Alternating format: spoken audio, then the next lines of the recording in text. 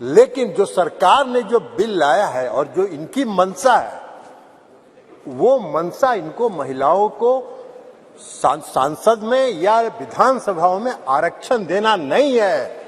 ये 26 पार्टियों का जो INDI ये बना है, उसका पैनिक रिएक्शन है।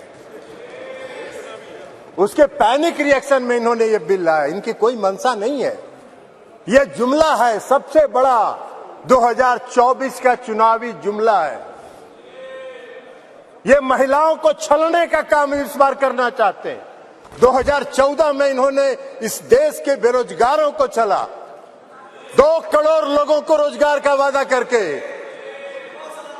2014 के में इन्होंने इस देश के गरीबों को छला, काला धन लाएंगे, सबके खाता में 15 लाख 20 लाख पहुंचाएंगे, छलने का काम किया। और इस बार इस देश की महिलाओं को ये छलना चाहते हैं। इनकी मंशा नहीं है।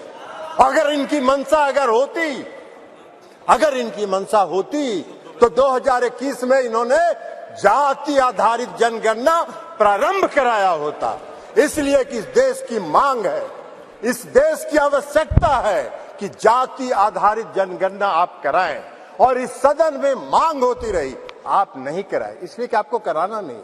आप गरीबों को, अति पिछड़ों को प्रति न्याय करने में आपका विश्वास नहीं है, आपका भरोसा नहीं है, इसलिए आपने जनगणना नहीं कराया। और अगर आपने शुरू करा होता, अब तक तो जनगणना खत्म हो गया होता और आज लागू हो गया होता ये महिला आरक्षण बिल। आज इसकी जरूरत नहीं होती, लेकिन आपकी मंशा नहीं है।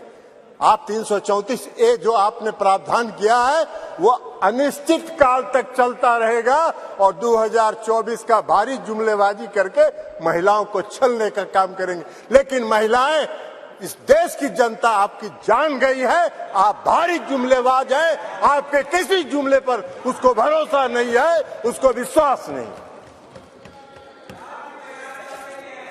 बिहार में आपको जरा सीखो यार, बिहार से सीखो। अभी बता रहे हैं बिहार पहला राज्य है, ये भाषण दे रहे हैं। बिहार पहला राज्य है जो 2005 में सरकार बनी, 2006 में 50% महिलाओं को आरक्षण दिया। 2015 में सरकार बनी, महागठबंधन की सरकार बनी। 2016 में 35% राज्य सरकार की सारी सेवाओं में आरक्षण दिया महिलाओं को।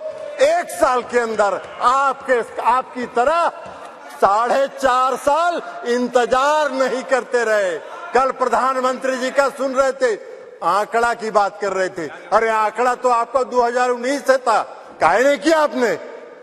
जब बेंगलोर में, पटना में, बंबई में मीटिंग हुई तो आपकी घबराहट हो गई और उस घबराहट में आप लेके आए। आपको हम बताना चाहते हैं, ये इनको क्या मालूम है दुबे जी को उत्तर प्रदेश में तो अभी सुना रही थी वो कहानी, तो इसलिए बता रहे। 1 करोड़ 30 लाख ग्रामीण महिलाओं को बिहार की सरकार ने जीविका के माध्यम से सशक्त करने का काम किया है, गरीब महिलाओं को। इसलिए आप क्या बात करिए, आपको क्या महिला सशक्तिकरण से मतलब है? आपको कोई महिला सशक्तिकरण से मतलब नहीं है। इस सरकार को महिला सशक्तिकरण से कोई मतलब नहीं है। इस सरकार को अपनी कुर्सी से मतलब है और उस कुर्सी को बचाए रखने के लिए कोई भी जुमला ये कर सकते हैं, कोई भी जुमलेबाजी ये कर सकते हैं। इसलिए आप कह रहे हैं नारी, आप कह रहे हैं जातीय जनगणना। आप तो देश की मांग है, आप कहिए, आप आज ऐलान करिए इस सदन में कि हम इस देश में जाति आधारित जनगणना कराएंगे। आप नहीं कराना चाहते, इसलिए कि आप उसका विरोध करते हैं। आप आरक्षण के विरोधी हैं। 2015 याद करिए क्या हुआ, बोले थे आपके जो संस्थापक एक हैं, पीछे से जो संस्था आपको जो गाइड करती है, उसने क्या कहा था आपको? RSS, ये लोग बता रहे हैं RSS, मोहन भागवत जी थे। उन्होंने क्या कहा कि आरक्षण पर पुनर्विचार होना चाहिए। अरे वाह भाई, बाहर सरकार आप चला रहे हैं, आरक्षण पर पुनर्विचार होना चाहिए। आरक्षण कोई आपकी कृपा से है? आरक्षण आपकी कृपा से नहीं है, संविधान के प्रावधानों के अनुसार है। तो इसलिए आप क्या बात करिएगा। आज अगर ये बिल आपने महिला आरक्षण बिल लाया, इसमें भी अति पिछड़ों को आरक्षण दिया जाना चाहिए, उनके भी आरक्षण का प्रावधान महिलाओं को होना चाहिए। हम लोगों ने किया है, हम लोगों ने अति पिछड़ों को 20% का आरक्षण दिया है बिहार में, पंचायती राज व्यवस्था में, नगर निकाय में एकल पद पर दिया है, एकल पद पर आरक्षण दिया है। ये क्या बात करेंगे, ये भी प्रवचन दे रहे हैं, एकल पद पर मिला है। और अभी जब राज्य की सरकार ने, बिहार की सरकार ने जब जाति आधारित गणना कराने का फैसला किया, तो सुप्रीम कोर्ट में केंद्र सरकार उसके विरोध में खड़ी हो गई और सुप्रीम कोर्ट उसका विरोध कर रही है। ये इनका चेहरा है, ये इनका चेहरा है। और ये बात करते हैं नारी शक्ति का, जो